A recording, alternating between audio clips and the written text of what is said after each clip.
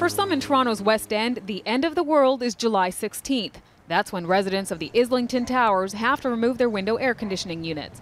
Fearing eviction, few agreed to go on camera. After spending all day in the heat, the last thing I want to do is come to my own house, my home, and then boil in here as well.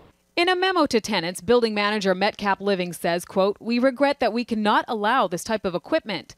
I don't think there's anyone that works for Metcalf that goes home at night that doesn't have air conditioning.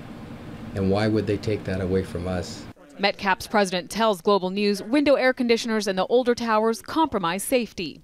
We're concerned because air conditioners are falling out of windows that aren't properly installed, and we're concerned because the electrical system can't handle it, and it's overloading the electrical system and blowing main fuses and could cause a fire.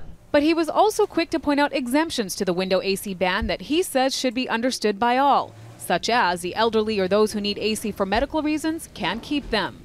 Never ever mentioned. It's not in the memo, and that's just something that came up when you spoke to them.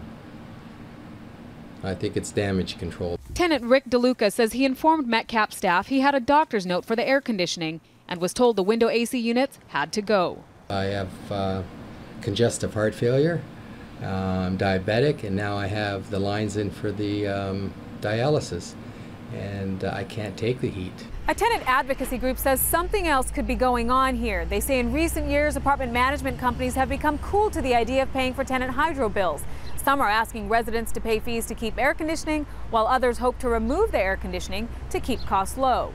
Merrill says money was never Metcalf's motivation. In this summer heat, he understands the frustration of tenants and made yet another exception. So even after this memo has been sent out, you're now saying that if something is professionally installed, a window unit is professionally installed, you will allow the tenants to keep them?